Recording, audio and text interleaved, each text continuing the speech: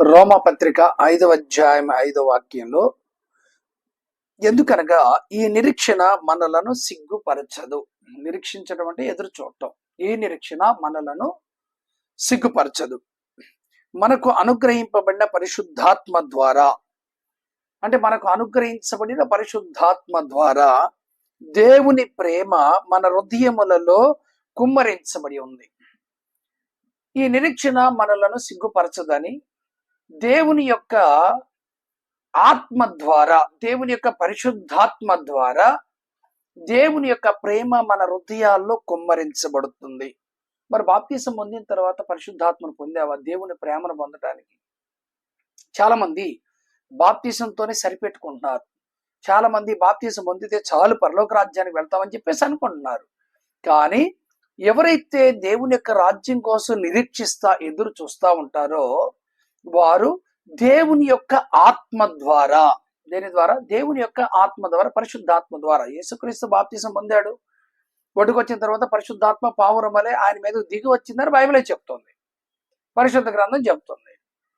అయితే దేవుని యొక్క పరిశుద్ధాత్మ పొందితే దేవుని ప్రేమ మన హృదయాల్లో కుమ్మరించబడుతుంది. పరిశుద్ధాత్మ లేకపోతే దేవుని ప్రేమ లేదంటామా? అందుకే నేను యాకోబుని ప్రేమించితిని, ఏశావుని ద్వేషించితిని అంటాడు.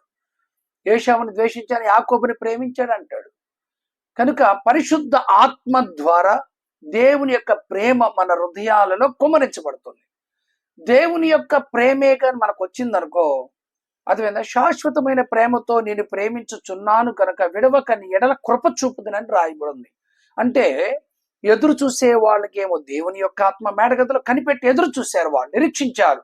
10 దినాలు కనిపెట్టి ప్రతి గానాలతో ఏక మనసుతో వాళ్ళు ప్రార్థన చేసినప్పుడు పరిశుద్ధాత్మ దిగింది. నిరీక్షణ ద్వారా పరిశుద్ధాత్మ ద్వారా దేవుని యొక్క ప్రేమ ద్వారా దేవుని యొక్క కృప అనేది మన జీవితాల్లో అనుగ్రహించబడుతుంది.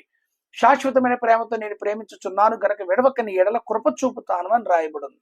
కృప ఉంటే ఇంకన్నీ ఉన్నట్లే. కృప ఉంటే అంటే ఎవరైతే నిరీక్షిస్తారో వాళ్ళకి దేవుని ఆత్మ ద్వారా దేవుని ప్రేమ ద్వారా దేవుని యొక్క కృప అనేది, దేవుని ఆత్మ ద్వారా ప్రేమ ద్వారా కృప అనేది అనుగ్రహించబడుతుంది. ఒకటి నిరీక్షించడం, నిరీక్షణ ద్వారా దేవుని యొక్క ఆత్మ ద్వారా దేవుని యొక్క ప్రేమ ద్వారా దేవుని యొక్క కృప. బలహీనతలలో నా కృప నీకు చాలు, జబ్బున్న కృప చాలు, ఏమి లేకపోయినా కృప చాలు. కృప ఉంటే కిరీటమే, కృప ఉంటే ఏలుబడే, కృప ఉంటే రాజ్యమే, ఆ కృప ఉంటే నీకు సమస్తం వచ్చేస్తాయి. కనుక దైవ కృప కలిగి ఉందుముగాక. ఆమేన్.